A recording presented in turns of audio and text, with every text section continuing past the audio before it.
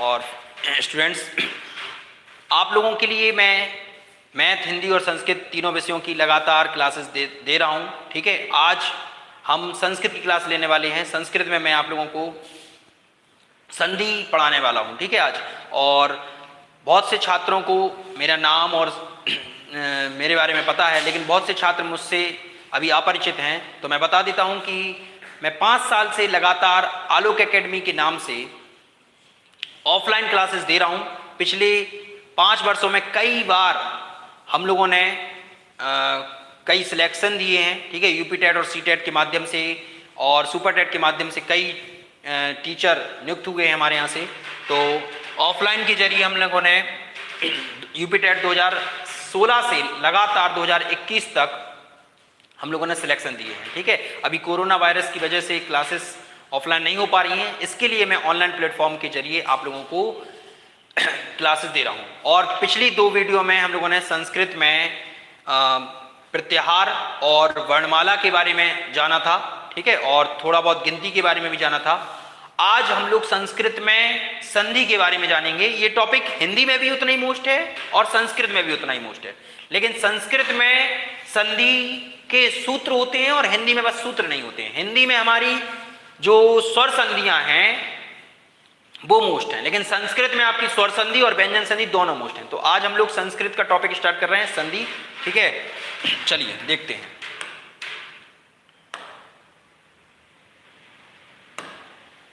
चलिए, तो संस्कृत में आज जो हम नया टॉपिक स्टार्ट करने जा रहे हैं वो है संधि। हिंदी में भी संधि है, इसलिए इस टॉपिक को आप ध्यान से समझिएगा। हिंदी में भी आपको आसानी होगी और संस्कृत में संधि है ही, तो वो भी आपको समझ में आएगा। संधि, तो सबसे पहले संधि होती क्या है, संधि का शाब्दिक अर्थ क्या होता है। तो संधि का शाब्दिक अर्थ, संधि का शाब्दिक अर्थ जो है वो है मेल या समझौता। मेल या समझौता। तो कई बार कई एग्जाम्स में केवल ये पूछा गया है कि संधि का शाब्दिक अर्थ क्या होता है। तो संधि का शाब्दिक अर्थ मेल या समझौता होता है। ठीक, संधि किसे कहते हैं, तो डेफिनेशन कई बार पूछी गई है, परिभाषा कई बार आती है कि संधि है क्या, ऑप्शन में दिया रहेगा। संधि की परिभाषा क्या है, तो आप लोगों को पता भी है वैसे, 2 वर्णों, 2 या 2 से अधिक वर्णों को, वर्णों की सार्थक मेल को, कैसे मेल को, सार्थक, याद रखें, वर्णों का सार्थक मेल होना चाहिए। सार्थक का मतलब होता है सही अर्थ। अगर सार्थक मेल नहीं है तो फिर वो संधि नहीं होगी।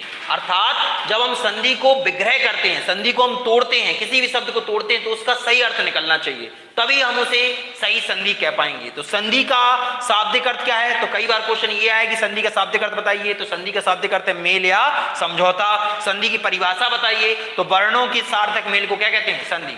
गलती होने के चांसेस कहां होते हैं, तो यहां पर ऑप्शन में आ सकता है शब्दों के मेल को संधि कहते हैं, तो गलत हो जाएगा। शब्दों के मेल को हम समास कहते हैं, जबकि वर्णों के सार्थक मेल को हम संधि कहते हैं। ठीक, तो ये तो हो गई डेफिनेशन। संधि के प्रकार की बात करें कि संधि के प्रकार क्या होते हैं, तो संधि के 3 प्रकार होते हैं। संधि के 3 प्रकार होते हैं, ये आपसे कई बार पूछा जा सकता है कि संधि के प्रकार बताइए। तो संधि के कितने प्रकार है, 3 प्रकार। कौन कौन से हैं, तो नंबर 1 है आपका स्वर संधि। कौन सी संधि, स्वर संधि। दूसरी संधि है व्यंजन संधि। कौन सी संधि, व्यंजन संधि। और तीसरी संधि है विसर्ग संधि। कौन सी संधि, विसर्ग संधि। समझिए संधि के प्रकार, संधि के 3 प्रकार, स्वर, व्यंजन और विसर्ग। संस्कृत में स्वर, व्यंजन और विसर्ग संधि को दूसरे नाम से भी जाना जाता है। तो कई बार क्वेश्चन में स्वर संधि, व्यंजन संधि, विसर्ग संधि ना लिखकर संस्कृत में नाम दिया रहेगा। संस्कृत में क्या नाम होता है वो भी डिस्कस कर लेते हैं। संस्कृत में स्वर संधि का जो नाम है वो है अच। क्या है, अच। व्यंजन संधि का जो नाम है हल। तो हम लोगों ने अभी पिछली क्लासेस में चर्चा की थी कि हिंदी में या संस्कृत में वर्णमाला के अंतर्गत स्वर वर्ण को अच बताया था और व्यंजन को हमने बताया था। इसी तरीके से इन्होंने स्वर को अच संधि बोल दिया और व्यंजन को हल बोल दिया। और विसर्ग संधि विसर्ग संधि होती है, लेकिन कहीं कहीं पर विसर्ग संधि को सत्व बोलते हैं। क्या बोलते हैं, सत्व, क्योंकि सूत्र होता है सत्व विसर्जनीय सहा, इसलिए इस विसर्ग संधि को क्या बोल दिया है, सत्व बोल दिया है। तो संस्कृत में संधि कितने प्रकार की हैं, 3 प्रकार की, स्वर संधि, व्यंजन संधि और विसर्ग संधि। हिंदी में भी 3 ही प्रकार हैं। ठीक, अब हम डिस्कस करते हैं स्वर संधि के बारे में। स्वर संधि क्या है, समझिए। स्वर संधि, तो सबसे पहले हम स्वर संधि के प्रकार बताएंगे और उनके नाम बताते हैं। ठीक, तो स्वर संधि के प्रकार कितने हैं? तो याद रखिए, हिंदी में स्वर संधि के प्रकार 5 हैं। कितने हैं? 5। लेकिन संस्कृत में स्वर संधि के 5 प्रकार तो ये हैं ही, साथ में 3 प्रकार और बढ़ जाते हैं, तो टोटल संस्कृत में 8 प्रकार हो जाते हैं। ठीक, कौन कौन से होते हैं देख लीजिए। सबसे पहले अगर हम नाम की बात करें तो सबसे पहली संधि का नाम है दीर्घ संधि। सबसे पहले दीर्घ स्वर संधि, ये स्वर संधि के प्रकार हैं। तो पहला है दीर्घ स्वर संधि। ठीक, दूसरा है गुण स्वर संधि, दूसरा है गुण स्वर संधि, तीसरा है वृद्धि संधि। ठीक, तीसरा है वृद्धि संधि, चौथा है यण संधि और 5वां है अयादि संधि। ये आपकी हिंदी में भी संधियां हैं। हिंदी में दीर्घ, गुण, वृद्धि, यण और अयादि। अब संस्कृत में और कौन बढ़ जाती हैं? तो संस्कृत में जो संधि बढ़ जाती है स्वर संधि के अंतर्गत, वो होती है पूर्व रूप संधि। कौन सी संधि? पूर्व संधि। अभी सब समझाऊंगा तो आपको समझ में आ जाएगा कौन कौन सी संधियां होती हैं। पूर्व रूप संधि हो गई, फिर इसके बाद पररूप संधि, अगली संधि है पररूप संधि, और लास्ट है प्रकृति भाव संधि। प्रकृति भाव संधि, ये संधि संस्कृत में बढ़ जाती है। हिंदी में हम लोगों ने हिंदी में हम लोगों ने 5 संधियां पढ़ी हैं और संस्कृत में कितनी पढ़ते हैं? 8 संधि। ठीक है, कौन कौन सी हैं? दीर्घ, गुण, वृद्धि, यण, अयादि, पूर्व रूप, पररूप और प्रकृति भाव। इसके बाद इनके हमें सूत्र भी याद रखना होता है। सूत्र कैसे हैं समझिए, जैसे इसी में बता देता हूं मैं। ये तो हो गई 8 प्रकार की संधियां। अब समझिए, एक एक करके मैं आपको समझाता हूं। सबसे पहले दीर्घ स्वर संधि की बात करें तो दीर्घ स्वर संधि का जो सूत्र होता है, इनके सूत्र आते हैं। संस्कृत में आपको ऑप्शन में संधि का नाम भी दे सकता है और संधि का नाम नहीं देगा तो संधि का सूत्र देगा। मतलब ये पूछेगा कि जैसे कि हमने बोल दिया, मान लीजिए आपसे कोई भी संधि बोल दिया हिमालय, तो हिंदी में तो हिमालय लिखा रहेगा लेकिन संस्कृत में लिखा रहेगा हिमालया। तो हिमालया की संधि क्या होती है? तो हिमालया की संधि होती है हिम धन आलय। सिंपल सी संधि है, तो हिम धन आलय। लेकिन आपको यहां पर ऑप्शन में दीर्घ, गुण, वृद्धि, यण, अयादि का नाम ना देकर संधि का सूत्र पूछा जाएगा। तो हिमालय में जो संधि है उसमें दीर्घ संधि है। कौन सी संधि? दीर्घ संधि। अभी मैं समझाऊंगा कैसे।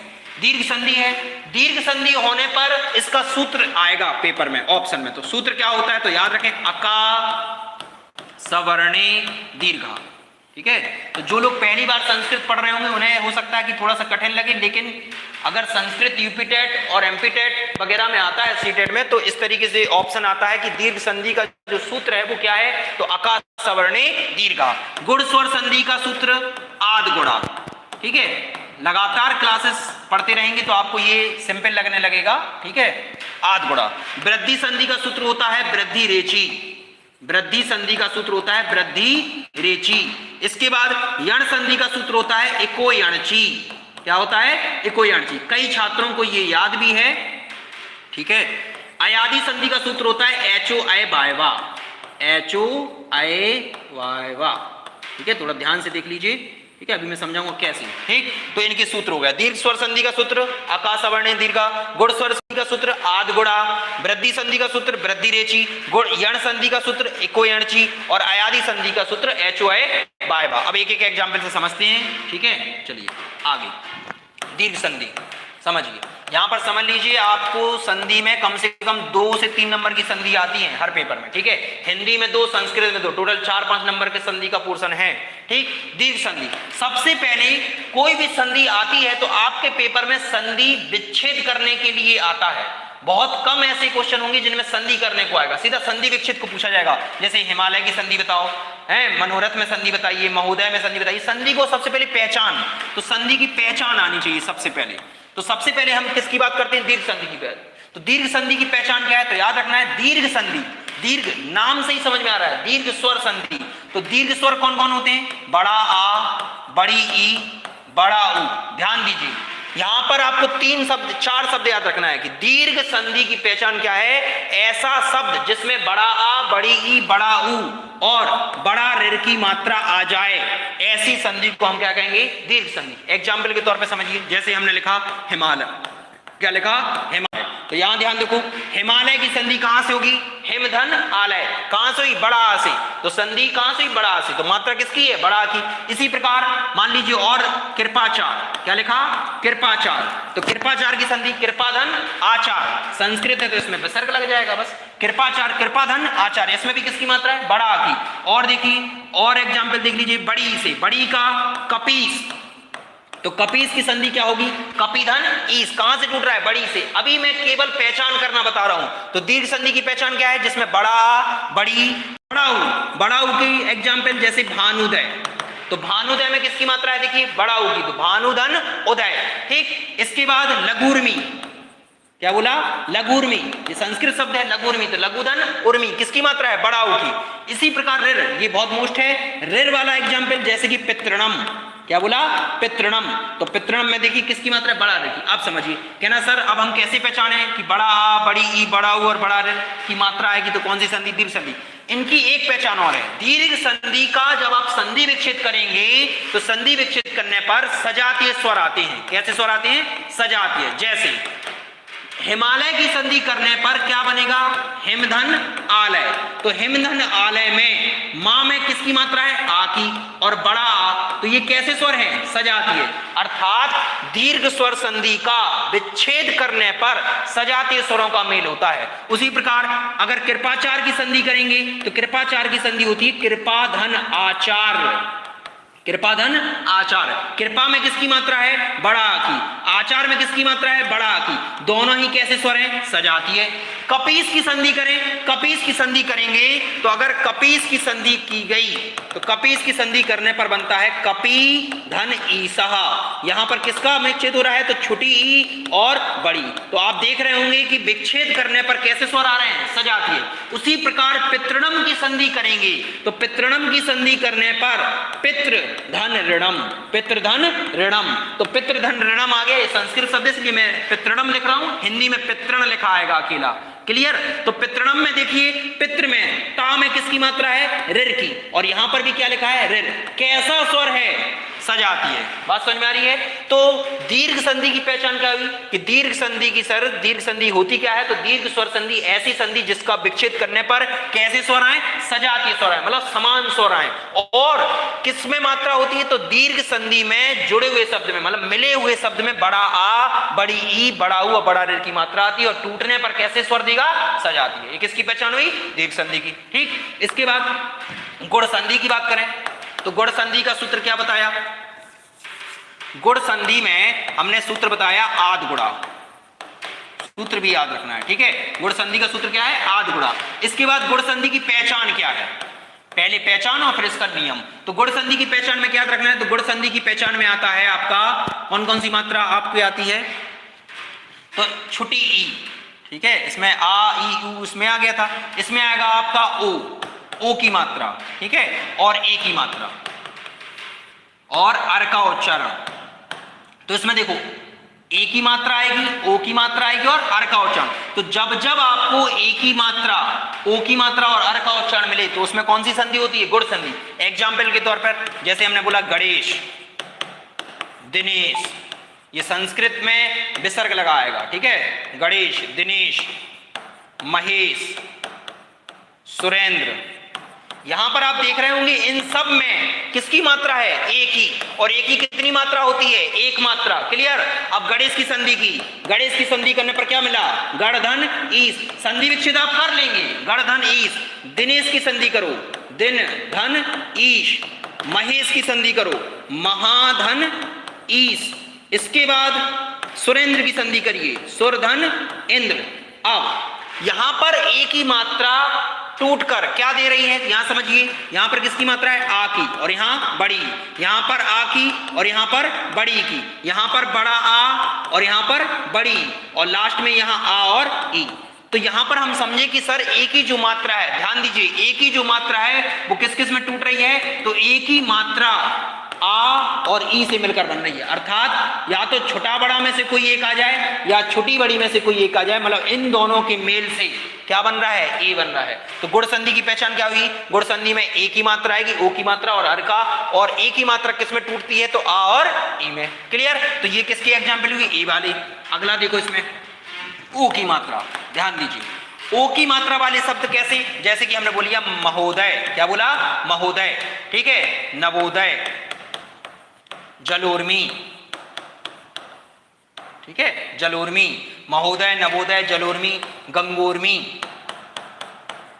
गंगोर्मी, गंगोत्कम। समझिए अब इन सब में किसकी मात्रा दिख रही है आप लोगों को, ओ की मात्रा।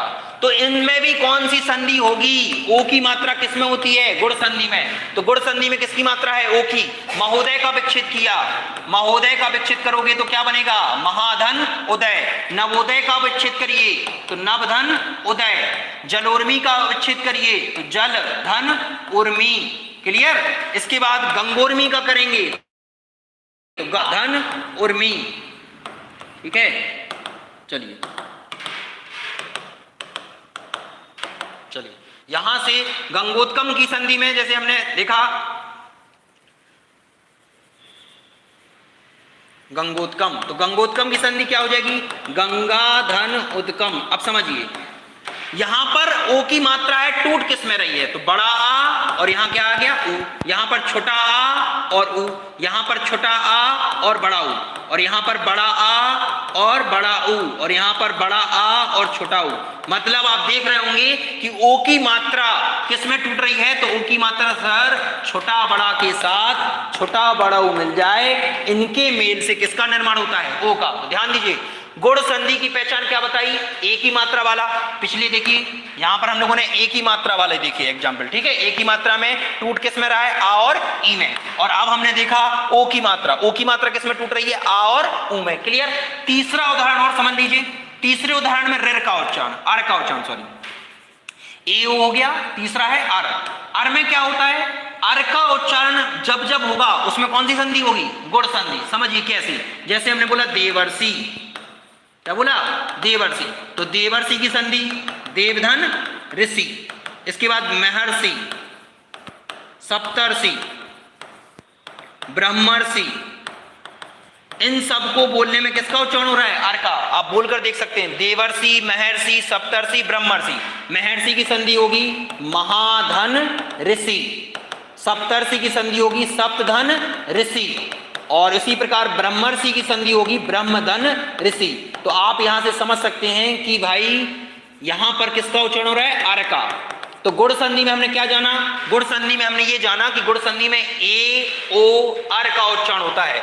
ए की मात्रा वाले, ए की मात्रा किस में टूटती है, तो आ और ई में। ठीक। ओ की मात्रा किस में टूटती है, आ और ऊ में। एक चीज और, हर ओ की मात्रा गुण संधि नहीं होगी, अभी मैं समझाऊंगा कैसे।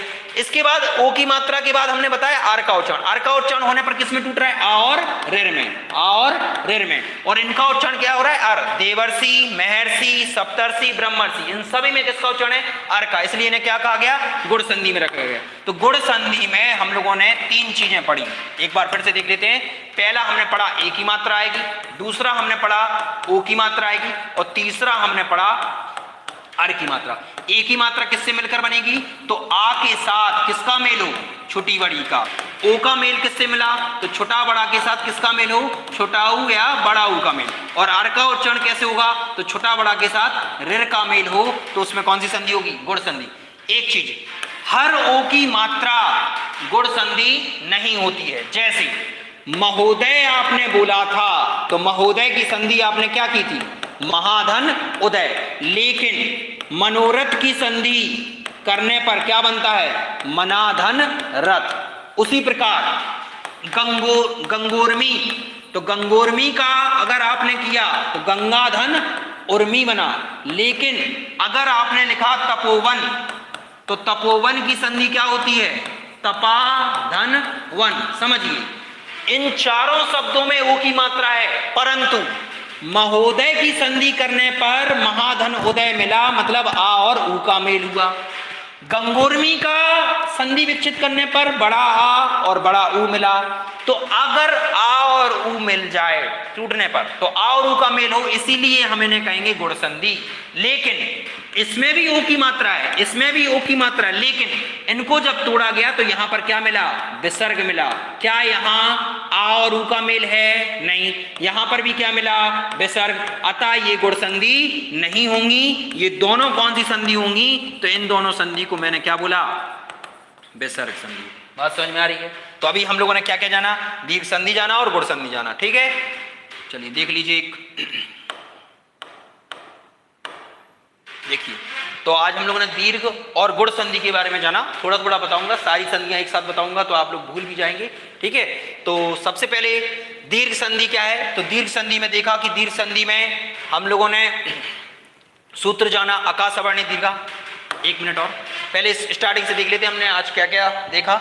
सबसे पहले हमने देखा कि संस्कृत में जो संधियां होती हैं या संधि होती है उसका शब्द का अर्थ क्या है। तो संधि का शाब्दिक अर्थ क्या है, मेल या समझौता। परिभाषा क्या है, दो वर्णों के सार्थक मेल से जो विकार उत्पन्न हो उसे हम क्या कहते हैं, संधि कहते हैं। संधि के प्रकार देखिए, संधि के 3 प्रकार हैं, स्वर, व्यंजन और विसर्ग। ठीक, इसके बाद स्वर संधि के प्रकार देखिए, स्वर संधि में दीर्घ, गुण, वृद्धि, यण, अयादि। इसके बाद मैंने और भी नाम बताए थे, पूर्व रूप, पर रूप और प्रकृति भाव। दीर्घ संधि का सूत्र क्या होता है, अका सवर्णे दीर्घा। गुण संधि का आद गुणा, वृद्धि संधि का वृद्धि रेची, गुण संधि का यण संधि का एको यणची और अयादि संधि का एचओआई बायवा। ठीक, इसके बाद हमने आपको दीर्घ संधि बताई। दीर्घ संधि की पहचान में बड़ा आ, बड़ी ई, बड़ा ऊ और बड़ा ऋ की मात्रा आती है और टूटने पर कैसे स्वर देती है, सजाती है स्वर। ठीक, इसके बाद गुण संधि पड़ी। गुण संधि में हमने आद गुणा का सूत्र बताया। गुण संधि में क्या पहचान है, तो ए, ओ और अर का उच्चारण होता है। ए का निर्माण किससे होता है, तो आ और ई से होता है। ठीक, इसके बाद ओ का निर्माण किससे होता है, ओ का निर्माण होता है आ और ऊ से। क्लियर, और अर का उच्चारण आ और ऋ से होता है। तो ये गुण संधि के बता दिए एग्जाम्पल। और ये भी बताया, ये बात बहुत ध्यान से समझना है कि गुण संधि में ओ की मात्रा हो तो गुण संधि होती है, परंतु हर ओ की मात्रा गुण संधि तब तक नहीं होगी जब तक कि आ और ऊ का मेल ना हो। अगर आ और ऊ का मेल नहीं है तो कोई और अन्य संधि होगी। यहाँ पर आ और ऊ का मेल नहीं है, यहाँ विसर्ग लगा है, इसलिए इन संधि को मैंने विसर्ग संधि का नाम दिया। तो आज हम लोगों ने स्वर संधि में 2 संधियां पढ़ी, कौन कौन सी हैं, दीर्घ और गुण।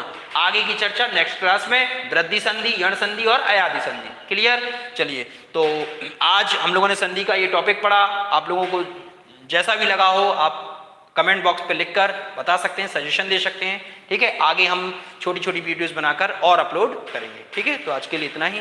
Thank you.